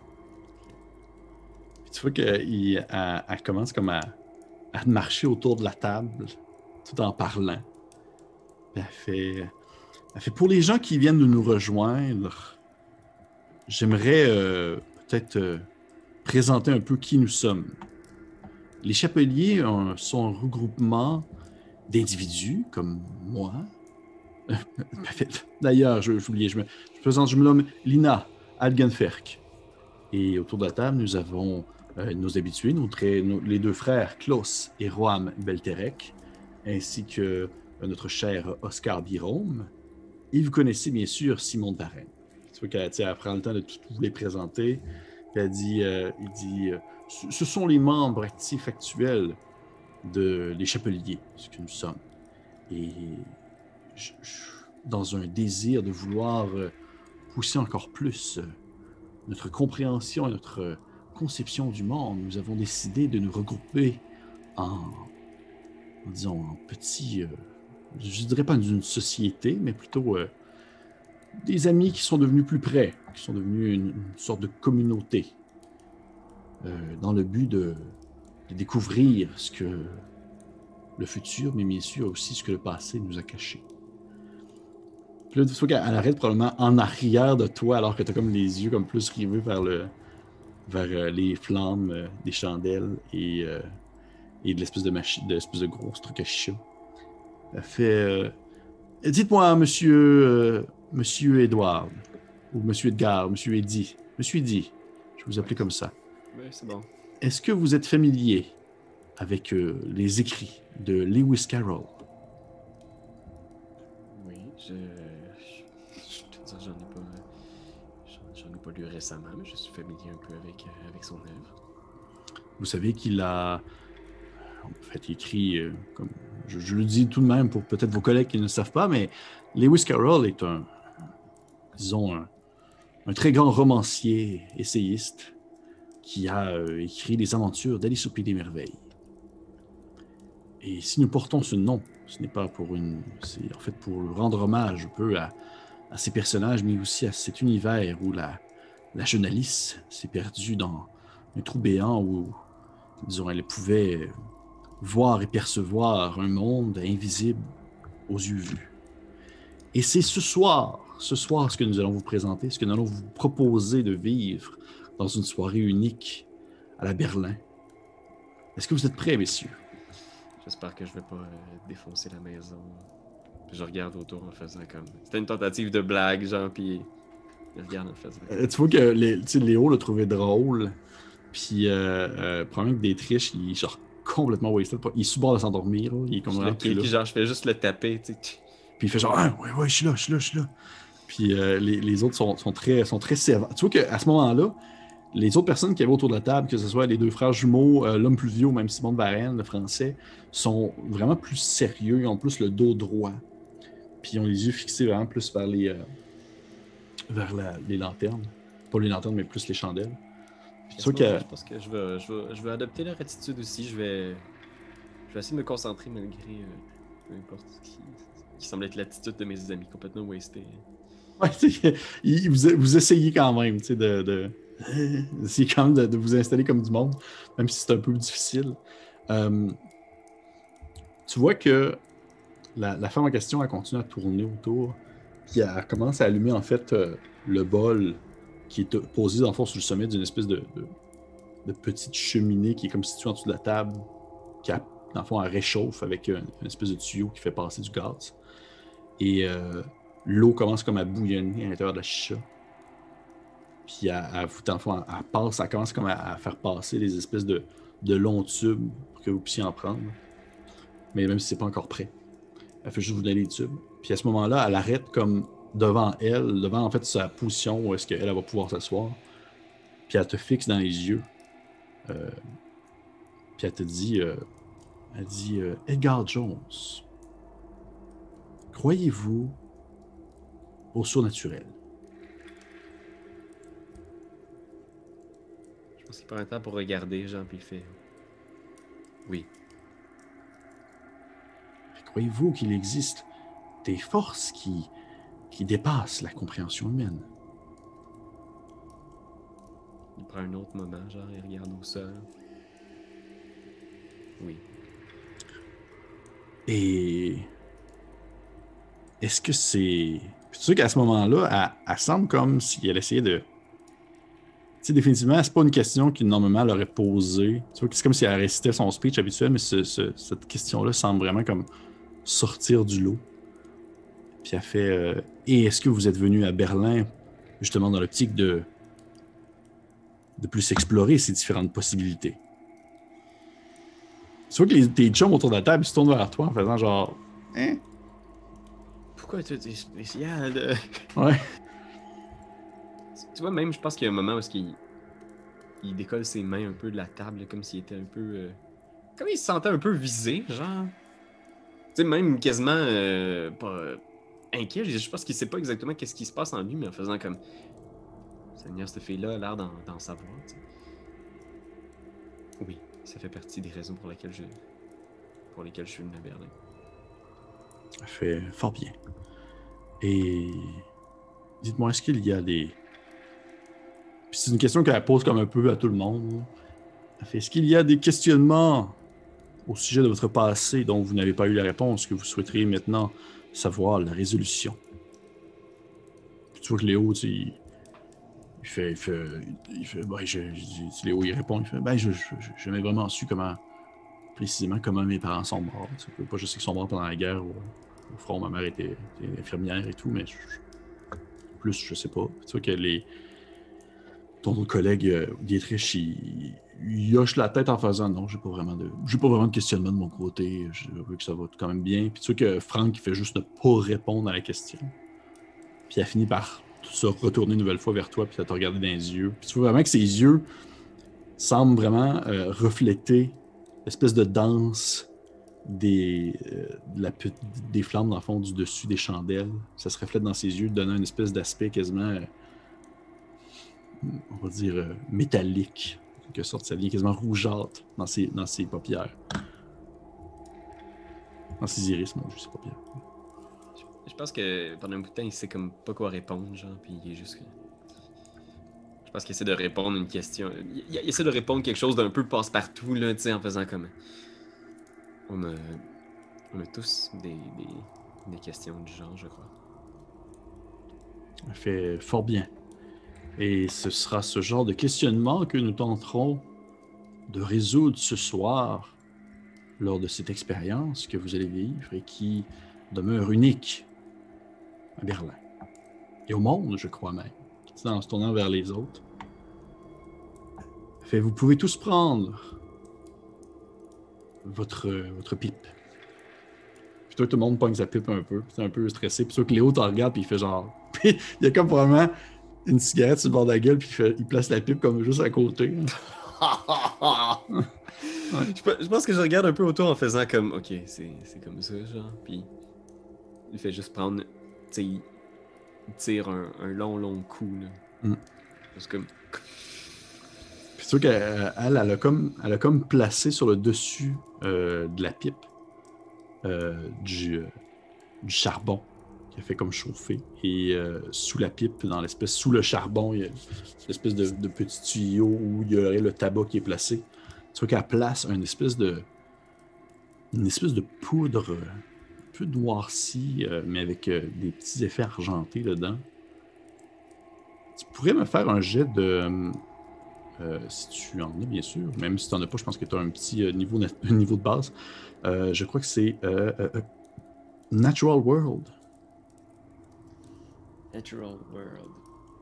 Parfait. Puis juste pour être sûr, en allemand, c'est quoi déjà? Je sais pas. Je t'avais vu que par exemple, tu peux prendre aussi des points de luck si jamais tu veux réussir ton jeu. Okay. Il va falloir que j'en prenne beaucoup si je veux réussir. Je suis à 46 au-dessus de 10. Ok. C'est pas grave. Je pense que ça le dépasse un peu. Ouais. Tu sais pas c'est quoi.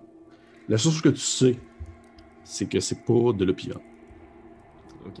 Je pense qu'il va faire confiance, surtout par la curiosité, puis elle a vraiment ouvert la porte à cette idée-là d'avoir des réponses. Puis c'est exactement pour ça qu'il est venu à Berlin. Fait que je pense qu'il va tirer longuement. Ok. Puis tu tires longuement, puis vous tirez tous les personnes sur la table se mettent à puffer, puis tu vois qu'elle, elle puffe une fois, puis elle rouvre comme le grand livre qu'il y a devant elle. C'est quoi les langues que tu parles? Je parle l'anglais, l'allemand vraiment bien. Et, c'est tout. C'est tout? Ok. Je connais 3 mots de français comme on l'a vu tout à l'heure. Ouais. Puis tu vois qu'elle rouvre un livre, le livre devant elle, puis elle se met à parler. Tu peux me faire un jeu d'éducation si tu veux. 4 en dessous de éducation 85, donc on parle d'un succès critique. Ben pas critique, c'est pas vraiment un critique parce que c'est comme juste... C'est supérieur. Un succès supérieur. Tu reconnais, même si tu ne parles pas, parce que tu as dû en entendre parler dans tes études, puis tu en as probablement déjà lu aussi dans tes études, même si c'est quelque chose que tu as perdu la trace et non pas, c'est du latin. Tu vois qu'elle est en train de lire du latin. Et définitivement, elle est en train de lire du très vieux latin même. Tu vois que c'est une espèce des formulations de phrases qu'elle a vraiment beaucoup de difficulté à prononcer. Et elle tient comme le livre ouvert, puis elle se met comme à dire des mots. Puis tu vois qu'au travers, parce que je veux pas que tu aies une réussite, la plus grosse réussite, je veux quand même te donner du jus. Même si tu ne comprends pas la langue, tu vois qu'au travers, elle plug des termes, de la terminologie, des noms propres qui ne proviennent pas du latin. Tu vois qu'elle prononce des noms, des mots qui sont définitivement pas de nature, de langue latine. Puis tu vois qu'elle prononce tout pendant que vous fumiez tous un peu votre grosse pipe à chicha, puis qu'elle est en train de lire ces mots-là, puis tu vois son doigt se promener sur le livre, puis descendre tranquillement à mesure qu'elle continue à lire. Puis tu vois qu'à un moment donné, elle commence à passer dans le fond en allemand. Puis tu l'entends dire en allemand: pour te soumettre et ainsi obéir à mon autorité toute puissante. Puis tu vois qu'elle retourne en latin, puis elle commence à parler. Puis tu vois qu'à un certain moment donné, t'es là avec tes chums de gars. Puis là, tu les regardes, puis tu vois que Léo, il est comme plus là. Les trois avec toi sont vraiment comme des yeux un peu dans le gras. Là, puis en plus d'être complètement sous, ils viennent de comme fumer comme le truc le plus intense de leur vie. Puis toi, t'as vraiment une espèce de vision vraiment concentrée. Une espèce de vision tunnel où est-ce que tout ce que tu vois, c'est la fille qui lit son livre. Puis tranquillement, tu la vois un peu disparaître devant tes yeux pour laisser place justement simplement aux flammes des chandelles qui dansent à gauche et à droite. Et tranquillement, ces chandelles-là, qui semblent voltiger un peu, deviennent des lucioles. Ça émet la même lumière, ça émet des lucioles.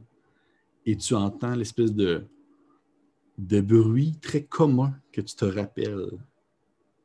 Tu as déjà entendu un bruit comme ça? C'est le bruit, dans le fond, des marais de la Nouvelle-Orléans. Puis tu vois que tu regardes autour de toi, puis tu vois que tes chums de gars sont plus là. C'est genre un marécage sans fin. Mais tu reconnais quand même la place, tu te dis, crime, ok, c'est comme genre, c'est un des endroits que tu allais jouer quand tu étais jeune, puis que ta mère te disait de pas y aller parce que genre, il y a probablement comme des crocodiles, puis d'autres trucs, d'autres shit de ce genre-là. Je pense que je regarde autour de moi, genre. Puis je pense que instinctivement, ce que j'essaierais de faire, c'est de retrouver le chemin pour la maison. Ok. Tu vois que c'est quand même pas difficile. Tu fais juste comme retourner sur tes pas. T'es encore habillé dans ton espèce d'habit on va dire, de soirée que t'allais veiller, sauf que là, t'as tes pieds qui tremblent dans l'espèce de grosse boue marécageuse. T'es genre... Autour de toi, il y a les moustiques, puis les insectes qui volent, puis la vie vraiment du marécage.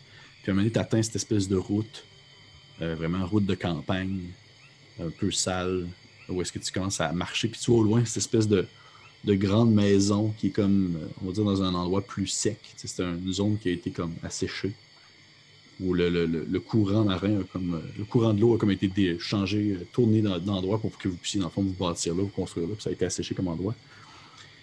Et je vais te demander, s'il te plaît, de me tirer un jet d'intelligence pure.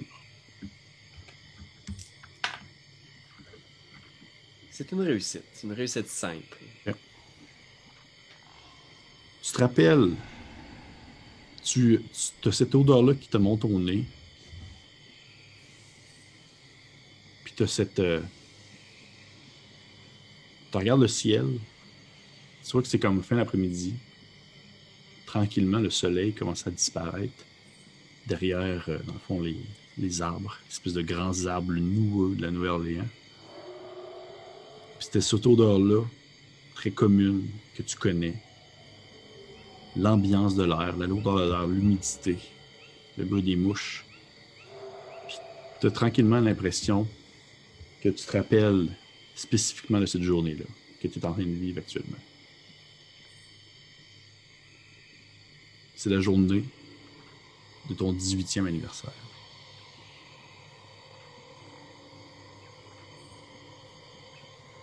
Fait je vais avancer en direction de la maison.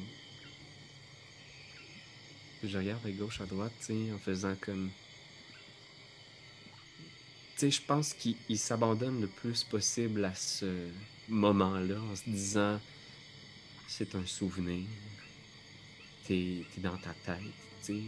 Je pense qu'il le rationalise à peine, tu sais, il essaie de se rattacher à ça pour pas être trop dérouté, tu sais. Puis il sait vers quoi il s'en va, fait qu'il ouvre la porte de chez lui, puis il va se diriger vers la chambre de ses parents. Okay. Tu le sais un peu. Tu le sais précisément. Qu'est-ce qui t'attend? Tu sais cette journée-là où que ta mère était seule à la maison, en fait.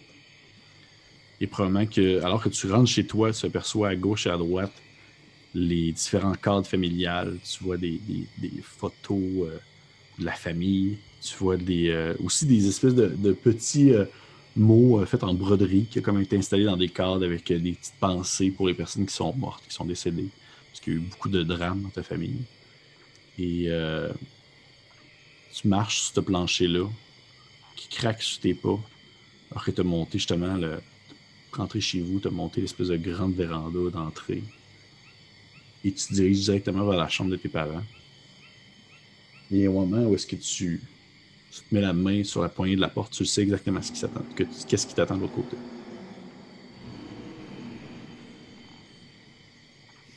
Je pense qu'il prend un moment pour réfléchir, puis c'est juste de me demander pourquoi est-ce que je revois ça ici, pourquoi je suis là en ce moment, tu sais. Puis je sais qu'il y a des choses, tu sais, je me dis peut-être qu'à l'époque, il y a des choses que j'avais pas vues ou que j'ai pas été en mesure de capter ou que j'ai pas... Et qu'il se dit peut-être que je suis revenu ici pour avoir des réponses, t'sais. Fait que je pense qu'il va prendre un moment, genre, pour se préparer à ce qu'il va voir, puis il va pousser la porte.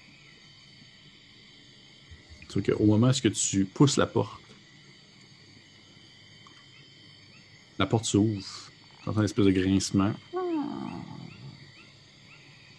Et de l'autre côté, tout ce que tu vois, c'est des marécages. Et tu te rends compte que tu as seulement le cadre de la porte autour de toi.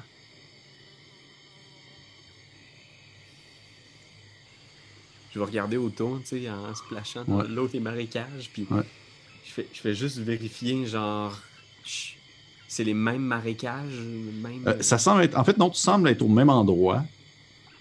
Vraiment. Tu sembles vraiment être au même endroit. Puis tu vois qu'à ce moment-là, tu entends une espèce de bruit au loin qui semble provenir de derrière toi. Puis tu lèves la tête un peu, puis tu vois que tu es comme plus vraiment au même moment de la journée. Puis j'entends du bruit en arrière. Oui. En fait, tu te vires de bord, puis tu te rends compte que tu vois des hommes vêtus comme en habit de travail, qui sont comme là en train de faire... T'entends un homme parler, puis il y a comme des gros équipements pour calculer dans le fond le terrain, puis les hauteurs, puis il est genre comme... Oh là là! Puis tu viens là discuter dans un anglais très sud-États-Unis, là. Puis tu es en train de parler dans le fond de dire ah, ok, bon, vous allez nous contourner ça là-bas, on va dessécher ça ici, on va creuser pour faire dans le fond couler l'eau par là. Puis tu vois ton père vraiment dans sa jeunesse, comme début vingtaine, qui est comme avec probablement comme son frère ou un autre membre de sa famille, peut-être, même son père à lui, ton grand-père. Puis là, vous êtes en train de comme creuser ça. Puis tu vois que les gens sont comme en train de se préparer à, on va dire, installer le terrain pour votre future maison. Puis tu vois que ton père, il est en train de discuter avec ce qui semble justement être soit son frère ou quelque chose comme ça, puis il y a comme une grosse map qui a dépliée devant lui, puis il est en train de lire des trucs, tout ça. Et toi, qu'est-ce que tu fais? Je pense que je vais marcher. C'est comme si il essayait de faire du sens avec tout ça. Il va se déplacer en direction du groupe. Puis je vais essayer de regarder autour, essayer de remarquer, y a-t-il quelque chose que je vois. On dirait que j'ai comme un instinct de leur dire de pas le faire. On dirait quasiment que je voudrais empêcher mon père de faire tout ce qu'il fait par la suite. Genre, j'ai aucune idée de ce que mon père a fait. Je l'ai très peu connu. Je pense que il est décédé quelques semaines après ma naissance. Fait que j'ai jamais... Je pense que d'instinct, je vais me diriger vers eux, puis je vais essayer de leur dire quelque chose comme genre « Hey! » Tu marches un peu vers eux, puis au moment où tu commences à leur crier « Hey! Hey! » Tu sais qu'ils ont l'air de comme pas vraiment réagir à tes élans, puis à tes cris, puis tu marches, puis à un moment donné, ton pied dans la vase, tu sens comme quelque chose casser sous toi, genre une espèce de clac! Puis tu penches un peu la tête, puis tu vois que tu viens comme de casser comme un crâne humain.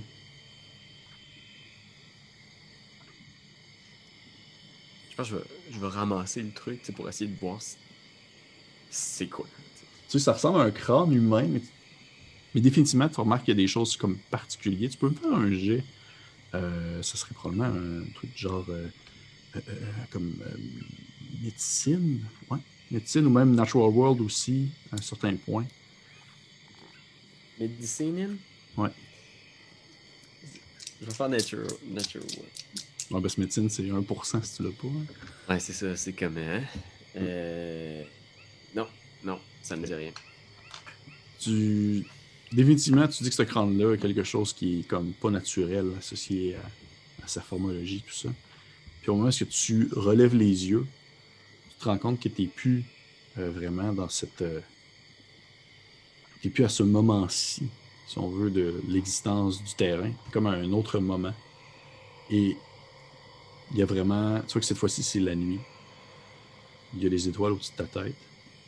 Et là, c'est de la végétation à n'en plus finir. Il y a vraiment comme beaucoup, dans le fond, de plantes, puis de boue, tout ça.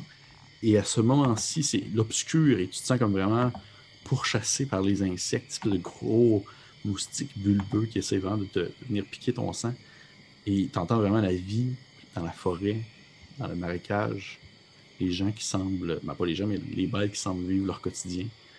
Et t'as plus cette espèce de morceau-là dans tes doigts. Ce que t'as, c'est que t'as comme refermé tes doigts sur tes propres doigts. Et t'entends un espèce de bruit venant de comme derrière toi, une espèce de... Ça ressemble comme à une espèce de...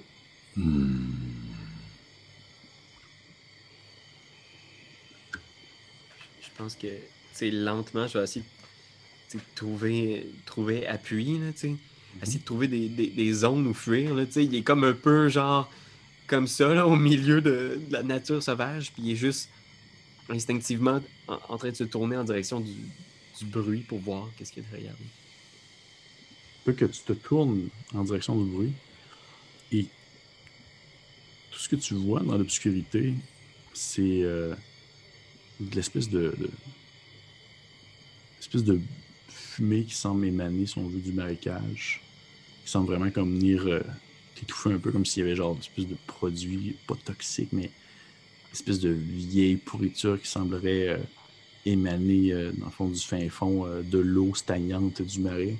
Puis ça vient vraiment chercher tes narines dans ton nez, puis c'est sûr que ça te lève le cœur. Puis tu vois dans l'obscurité, dans le fond, deux gigantesques yeux jaunes qui semblent te fixer avec envie. Je pense que là, tu sais, il est...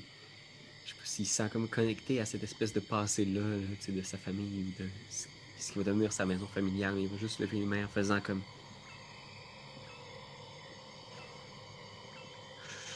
On vous veut pas de mal. Laissez-nous tranquilles. Laissez-moi tranquille, ok? Il lève ses mains en faisant comme... Je sais pas si mon père ou ma mère vous ont fait quelque chose. Mais je suis désolé là, pour tout. Tu vois la créature, les yeux, du moins ce que tu vois, semble pas vraiment, je dirais, comprendre ce que tu dis. Et à ce moment-ci, tu entends des bruits qui semblent venir plus à ta droite. Et tu vois que les yeux, dans le fond, disparaissent dans l'obscurité. Puis tu entends des bruits de l'anglais. Tu entends de l'anglais, mélangé aussi avec une autre langue que tu reconnais, parce que je veux pas que tu viennes de la Nouvelle-Orléans, tu reconnais du français. Tu vois du français et de l'anglais discuter ensemble. Et dans l'obscurité, tu aperçois des torches qui s'illuminent et des hommes qui semblent discuter de l'endroit où ils vont poser leur sac pour la soirée. Puis tu peux me faire un petit jet, si tu veux, d'éducation. Éducation. Ok, fait qu'on a une réussite sérieuse, une grosse... ben, en fait, j'ai eu 6 en bas de 85, donc mon ratio pour un méga giga réussite. C'est pas fort qu'on s'entende sur la terminologie, on sait jamais. On sait pas quoi dire, hein? Mais en tout cas, on en reparlera là-dessus, mais il faut s'entendre sur une terminologie là-dessus. Bref, tu le sais que c'est le genre de choses que tu as appris à l'école. Que dans le fond, durant la période coloniale, il y a des explorateurs français qui ont arpenté la région du delta du fleuve du Mississippi, puis il y a des trappeurs des bois français et canadiens qui parcourent dans le fond la région et qui troquent de la fourrure avec des autochtones. Tu sais qu'il y a eu dans le fond un premier comptoir de traite en 1701. Qui était dans le fond, qui s'est fait en fait nommer Fort Saint-Jean à la confluence du Bayou Saint-Jean, qui est vraiment un endroit spécifique dans le coin de la Nouvelle-Orléans. Fait que tu dirais que dans la voix que tu entends présentement, ça a l'air d'être dans ces premiers trappeurs-là français qui explorent le territoire. Fait que tu dirais dans les années 1600, fin 1600. Je pense que je regarde, instinctivement, je vais essayer de trouver une branche à terre ou quelque chose, une roche pour essayer de me défendre au cas où cette chose-là des bois reviendrait, tu sais. Mm-hmm. Puis en regardant, tu sais, je vais me déplacer en direction du groupe d'individus que j'entends. OK. Déplace en direction du groupe d'individus. Tu traverses le bois, tu traverses. Tu vois qu'après quelques minutes de marche, tu arrives sur une surface qui est un peu plus sec. Et tu vois ces gars-là, ces hommes-là vêtus de fourrure, qui ont l'air d'avoir chaud, ils ont des espèces de vêtements sur eux, ils mettent. Tu vois qu'ils ont des espèces de gros pack-sacs qui accotent sur le sol, qui ont comme allumé un feu, ils ont monté des espèces de tentes en peau, puis en fourrure, puis t'as les hommes avec des grosses barbes qui ont l'air de marcher dans ces environs-là depuis genre. Dieu sait combien de temps, là, ils ont l'air d'être tannés d'être dans le fin fond du marécage, ils ont des poches en dessous des yeux, puis ils ont l'air de discuter entre eux. Majoritairement en français. Fait que tu comprends pas trop ce qu'ils disent.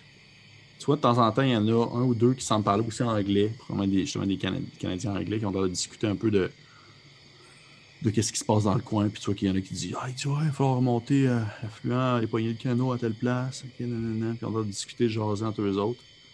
Puis tu vois qu'il y en a un qui fait... Il y a un des soldats anglais qui fait genre... Un des trappeurs anglais qui fait... puis qu'est-ce qu'on fait avec ça? Puis tu vois qu'il pointe dans le fond une espèce de gros tas de fourrure qui est comme accoudé sur le coin des pack-sacs. Et tu pourrais me faire un petit jet, si tu veux, de Spot Hidden. OK. Avant, je pense que je vais vous poser une question importante. Mes points de luck, si je les utilise pour augmenter mon résultat, en quelque sorte, est-ce qu'ils se régénèrent éventuellement? Habituellement, ça se régénère quand c'est comme on dit des cadeaux, là, des dadas qui sont donnés par le DM. Okay. Je te vois que, tu sais, admettons que tu me dis que tu en prends comme quelques-uns ce soir, je vais te les ordonner pour la campagne, là, c'est sûr. Là. Si tu me dis que tu clenches 40 points, je vais peut-être faire voilà, c'est pas exprès. OK, c'est bon. J'ai 2 sur 40. T'as vraiment des bons jets. Ouais, des bons jets quand même. Ouais. Fait que c'est une grosse motadine de réussite. Tu t'aperçois, dans le fond, qui dépasse la fourrure, du tas de fourrure. Tu vois que, en fait, tu reconnais immédiatement que ça a la forme d'un corps, comme un corps mort, comme un cadavre. Et tu vois dépasser du bas de la fourrure, plus au niveau des pieds, une espèce de longue queue reptilienne avec des pattes, genre des pattes crochues, avec des griffes. Tu vois que les trappeurs ont l'air de comme discuter de qu'est-ce qu'ils font avec ça. Ils font genre comme non. Puis là, les Français, ils parlent entre eux. Alors, du coup, puis là, tu comprends pas trop ce qu'ils disent. Et. C'est les Français qui ont l'accent parisien avant le temps. Ouais, avant le temps. Mais t'as soit en anglais qui ont l'air de lâcher 2-3 passages où est-ce qu'ils demandent, ils font. Mais là, je veux dire, c'est sûr que ils nous ont attaqués. Je pense qu'il y en avait d'autres loin. Ouais, je pense que j'avais vu un des campements. Je sais si vous avez déjà vu ça. Non, jamais. Peut-être demander aux tribus de. Il nomme une tribu pour un qui habite dans le coin, fait voir s'ils en ont déjà vu. Ça va être un espèce de gros questionnement sur qu'est-ce qu'ils font avec cette créature-là qui semble garder dans leur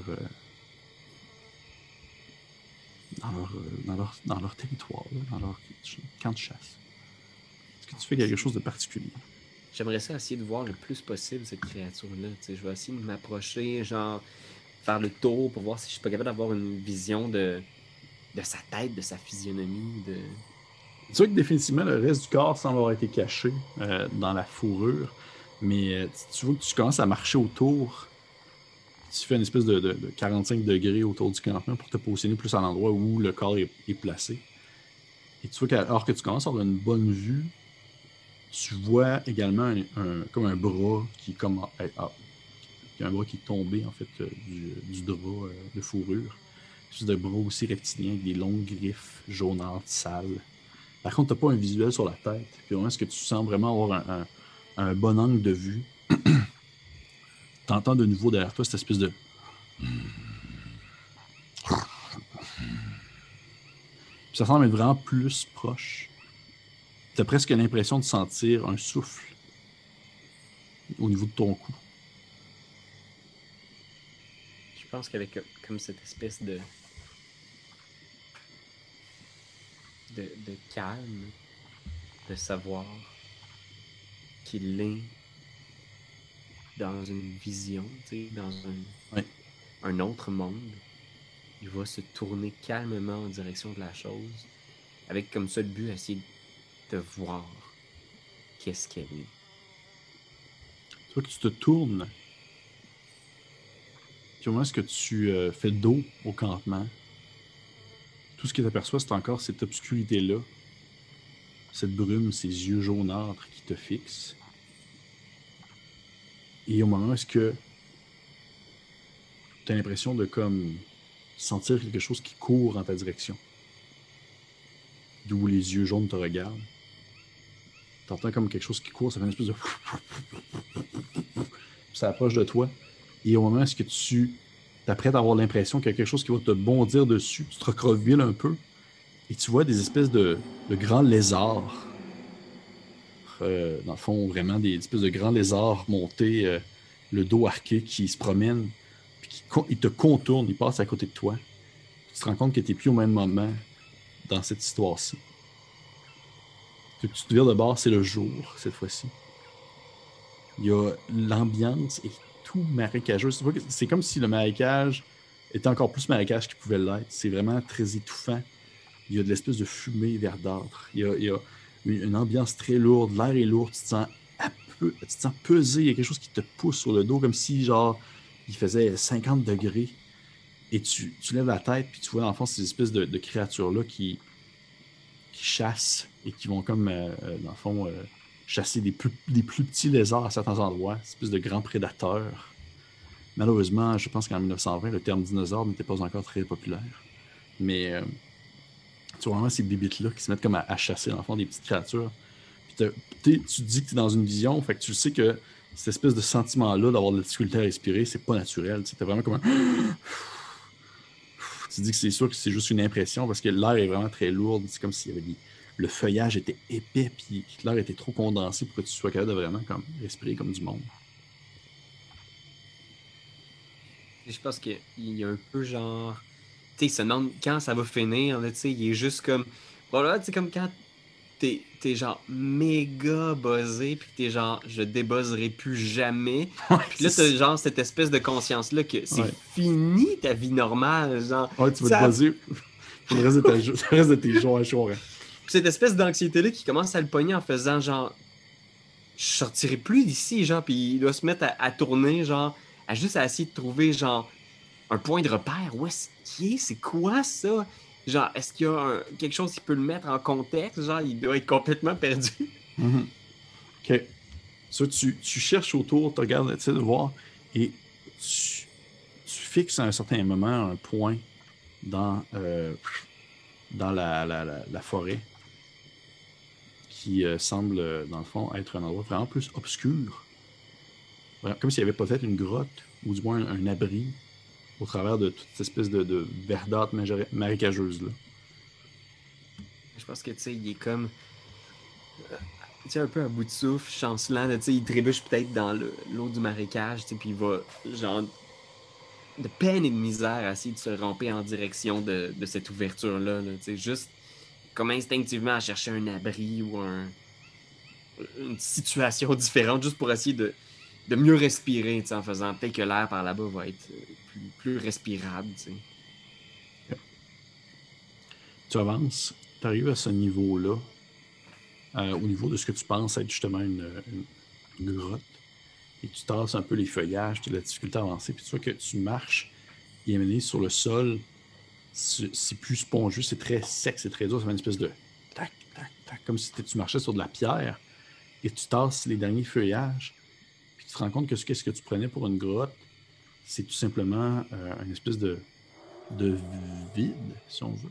C'est l'obscurité la plus totale. Tu vois que tu es comme positionné sur une espèce de ligne de lumière qui semble provenir, si on veut, de derrière toi, qui semblait être, si on veut, la lumière du quotidien de cette journée dans laquelle tu étais il y a quelques secondes. Mais qui est comme un cadre qui t'entoure.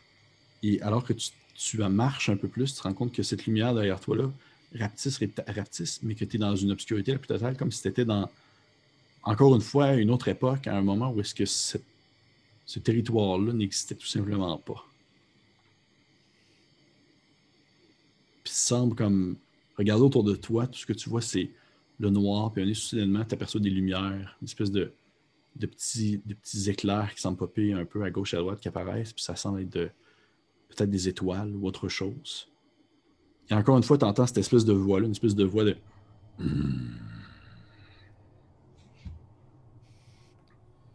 Que la voix résonne encore en lui, là, il est comme... Genre, il est dans ce vide-là. Puis je pense qu'il est juste, tu sais, il tourne pour essayer de voir l'origine du bruit, tu sais. Mais il est juste comme complètement space out par cette Mhm. espèce de, tu sais, vide inimaginable. Ouais. Tu sens un certain moment donné, le temps, ou du moins ce que tu penses être le temps, passe. Et tu sens une main sur ton épaule.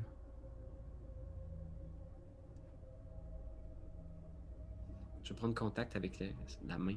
Puis tu vois dans le fond que c'est ton ami Léo qui vient comme se placer, comme se positionner à côté de toi. Puis tu sais qu'il y a encore comme, on va dire, un restant de clope sur le bord de la gueule. Puis il a les yeux un peu aussi dans la sauce. Puis il te regarde, puis il fait genre, il fait. C'est beau quand même, hein? Je pense que je regarde à gauche, à droite, mais je réponds pas. Je suis. T'as, t'as, t'as vu des choses? Ouais, j'ai vu plein d'affaires, man. J'ai vu plein d'affaires. Mais je voulais pas te le dire tout de suite, mais je voulais t'en parler plus après, mais c'était pas. C'est pas la première fois que je faisais ça. J'avais déjà pris contact avec Simon avant, puis. Fait que je savais un peu à quoi m'attendre, là, mais je voulais pas vous gâcher la surprise. Ça fait 2, 3 fois, là. Puis on finit toujours ici. Ouais, ça finit toujours à cet endroit obscur-là. C'est comme le dernier stop avant de revenir à la réalité. Un endroit obscur. C'est où? C'est quoi? Est-ce que t'as eu des grognements aussi? Y avait-tu quelqu'un avec toi? Ah oui, oui, les grognements. Écoute, il y en a toujours eu, même depuis le début, sauf que je me suis dit, je mettais ça sur la faute du produit, là. Mais est-ce que t'as vu des choses de ton enfance? Oui. Ah, je fais plein d'affaires. Je suis allé voir J'ai vu mes parents, j'ai vu ma mère qui soignait des malades. Ma mère qui soignait des malades. J'ai vu mon père aussi, qui l'aidait. C'est un officier de camp. C'était pas un. Il allait pas au combat, lui, il s'occupait plus de la gestion du camp, mais je sais, c'était des gaz moutarde qu'ils ont eu, mais je voulais pas. Excuse-moi, Léo, je voulais pas. Ah, c'est correct. Mais est-ce que. Puis tu sais, il harcèle de questions en faisant les créatures que t'as vues. Est-ce que t'as vu des créatures? Non. T'as pas vu de créatures? Les grognements, d'où ça vient? Les grognements, je sais pas. Je te dirais que ça doit être. C'est sûr qu'à ce moment-là, les deux, vous l'entendez, l'espèce de. Puis tu vois, dans ses points, dans cette espèce de vide cosmique-là, il y a genre une paire de yeux qui apparaît. Une espèce de paire de yeux jaunes qui apparaît, puis qui se met à s'approcher de vous tranquillement. Puis tu vois Léo qui est à côté de toi, qui est bien tranquille, puis il fait genre, ça arrive toujours, ça. Mais tu sais, au final, on a tout le temps de. Quand t'as pas, on va sortir d'ici avant que ça arrive. On sait pas trop c'est quoi, là. Ça doit être. Ça fait Puis partie j'ai du trip. vraiment un mauvais feeling, là. Puis je Mm. suis juste comme, Léo, non. Viens. Viens avec moi, Léo. Et tu veux qu'on aille où? Tu veux qu'autour de vous, c'est genre l'obscurité. Je pense que je pars à courir dans le vide, genre, Ok. j'essaie de. Est-ce que j'ai contact avec quelque chose d'une surface solide sous mes pieds? Oui, sous tes pieds, oui, t'as une surface solide. Je vais courir, puis je vais dire à Léo de courir. OK. Parfait. Tu te mets à courir et tu cries, elle est aussi de courir. Et je vais te demander de me faire un petit jet, dans le fond, ça va être de la force. Youf. Youf. OK. Oh, 82 au-dessus de 35. OK. Tu vois que tu cours, et Léo te rattrape facilement et tu sens cette espèce de grognement encore qui se rapproche de vous, qui se rapproche de vous. Puis tu as même l'impression d'entendre des pattes, comme quelque chose qui semble comme courir à manière comme un peu d'un félin. Ça fait genre des pas lourds qui s'approchent de vous. Et tu sens encore une fois cette espèce de grand souffle-là dans ton cou. Et au moment où tu as l'impression que cette bête-là va comme se refermer sur vous, tu te sens comme tomber. C'est comme s'il n'y avait plus de solide en dessous de toi. Tu tombes. Tu te sens comme couler dans l'absence, si on veut, de monde et d'univers, dans l'obscurité la plus totale. Et au moment où tu as l'impression d'atteindre un sol, tu te retrouves assis devant cette table-là, avec les chandelles allumées, avec tes amis à côté de toi, Léo, ainsi que les autres, et aussi le groupe en face. Puis tu vois la dame Lina Algenfer qui a un grand sourire sur son visage. puis qu'elle vous regarde avec un air très content, puis toi qu'elle aussi a l'air d'avoir eu un bon trip. Je regarde autour, est-ce que tout le monde est réveillé? Tu vois que tout le monde est réveillé, tout le monde est là, puis tu sais, eux, ils ont l'air d'être corrects, dans le sens que tu sais, les deux frères jumeaux, Simon de Varenne, même le gars plus vieux, il a l'air d'être assez correct. Tes dudes avec toi, Diedrich et Frank, tu vois qu'ils sont déphasés comme toi, ils ont l'air de comme faire What the fuck, qu'est-ce qui vient de se passer? Léo, tu vois qu'il a l'air d'être un peu plus correct parce que justement, il te l'a dit, là. C'est comme pas la première fois qu'il a fait ça finalement. Il a l'air d'être quand même pas pire. Là. Tu sais, il te regarde avec un petit sourire et il dit Hey, je te l'avais dit que ça allait être mémorable. Ouais. Je me lève, je m'approche de Lina, genre, puis je demande qu'est-ce qu'il y avait là-dedans? Il fait ça, c'est mon petit secret. C'est pas quelque chose que je vais vraiment en dire beaucoup. Là. Juste pour toi, je vais te dire, on appelle ça de la poudre de là-haut. La poudre de Berlin? De là-haut. De Laro? De là-haut. L-A-O. La poudre de Berlin. La poudre de Berlin, vous avez broyé la ville! Poudre de Laro. Ce qu'on voit quand... Puis tu sais, je regarde comme pour signifier l'expérience qu'on vient de vivre, tu sais. C'est réel. C'est ce qu'on tente de savoir, en fait. C'est ce que j'essaie de savoir avec mes chapeliers. C'est ce que vous voulez me parler un peu de votre expérience. Puis elle a comme son petit carnet de notes ouvert. Je pense que la plupart des choses que je vais vous décrire, vous le savez déjà, des expériences passées, des expériences hors du temps. Moi, ce que je veux savoir, c'est quoi la chose? Est-ce que cette chose-là est vue par tous les gens qui consomment cette poudre-là? Et quelle chose? La créature avec des yeux jaunes. Elle dit oui, certaines personnes l'ont mentionné. Pour ma part, je ne l'ai jamais vue, non.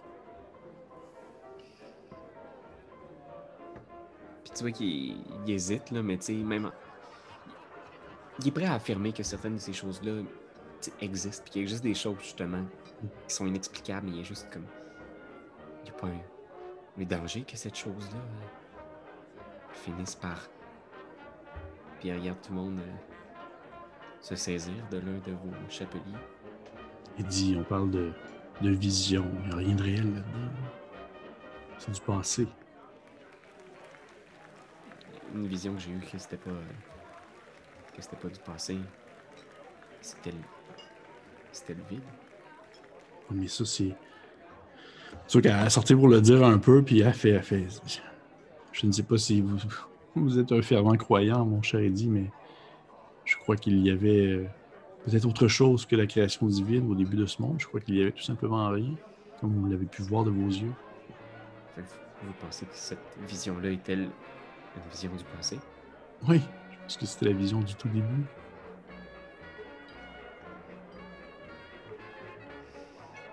Si c'était une vision de notre avenir. Fait qu'est-ce que vous voulez dire? C'est sûr qu'elle prend son carnet de notes. Puis tu vois, il est juste comme non, je suis désolé, je suis de naturel un peu sinistre quand j'ai bu, alors j'imagine que quand je fume des substances hallucinogènes, c'est encore pire. Je vous remercie pour cette expérience. C'était effectivement quelque chose que j'avais jamais vécu et je peux pas vous dire que j'ai eu énormément de réponses, mais j'ai beaucoup de questions. Merci, Madame Lina. Oui, Lina Algenferk. N'oubliez pas, de la poudre, je lui ai mal dit, c'est de la poudre de Liao. Une erreur. L-I-A-O. Vous Et êtes si jamais pas vous... la poudre de Berlin. Non, jamais. Et si jamais vous voulez revivre une de ces expériences, vous pouvez toujours nous trouver ici, au Rio Rita, les Chapeliers. Les chapeliers. Je pense que je salue ces comparses. Oui. Merci. Je vais essayer de rester très digne en faisant comme... Mais tu sais, j'ai vraiment, je pense, dessoulé à ce moment-là. Là. Je remets Mhm. mon manteau, je remets mes gants, je remets mon chapeau. Je salue Léo en faisant bon, ben, merci beaucoup. C'est C'était vrai que vraiment. toute ta gang de gars sont tous OK, ouais, ça va tout chez nous, c'est fini. C'est fini. Je, je pense que j'ai quand même pogné Léo à part, là, tu sais, en Ouais. sortant de la pièce juste pour faire comme. T'as vécu ça plusieurs fois, toi? Ceux qui te regardent, il fait Hey man, ça fait 3, 4 fois. Ok, puis t'as vraiment eu aucune impression que ça pouvait mal virer finalement à la fin, cette Ben histoire-là? écoute, c'est sûr que je te disais que la première fois, j'ai pas trouvé ça drôle, là. Hey, ça aurait pu. Au début, moi, j'avais l'impression que ça allait jamais finir. Là. Je disais, hey, j'ai vu des enfants, man. J'ai vu. J'allais me promener à des places, là, en Arctique, puis aussi en Amérique, j'ai vu ton coin, mais à un autre moment, il y avait des gars avec des drôles de chapeaux, puis c'était bien spécial. J'ai eu des réponses. Je sais pas, c'est juste. Je Hey, suis retourné la journée où ma mère. La journée où ma mère est morte et. Ouais, je suis venu pour ouvrir la porte. Tout a changé, j'ai l'impression que c'est comme si mes réponses m'échappaient à chaque fois que j'étais un peu plus proche avoir une réponse à ce que mon père a fait ou ce que ma famille a fait. Puis il devient un peu freak, là, quasiment dans ouais. un ton paranoïaque en faisant comme, tu sais, les solutions à ce qui traque ma famille, le mal que grugé mes sœurs, que tué mes frères. À chaque fois que j'étais près d'obtenir une réponse, j'ai l'impression qu'elle m'échappait. C'est sûr qu'il te pogne par les épaules, puis hey, il dit, mais man, faut que tu prennes ça mollo, là. Je veux dire, c'est pas sa première shot que j'ai vu mes parents. J'ai su que mes parents étaient morts vraiment, là. Ça, c'est arrivé là, je l'ai su. Les autres fois, ça a tout le temps été flou, ça a tout le temps changé dans une seconde. C'est comme si à mesure que t'en prenais, tu réussissais plus à te concentrer sur le moment que tu vivais. Puis à un certain point, tu es capable de vraiment comme contrôler plus la période de temps donnée au moment que tu veux vivre et au moment que tu veux, dans le fond, explorer. Et cette période-là, je voulais voir mes parents comment ils sont morts, puis là, je l'ai vu. Ça a pris 4 fois. Tu vois qu'il est comme un peu. Ok, c'est vrai. Ok, super. Il y Bon, a jamais personne qui a eu de problème.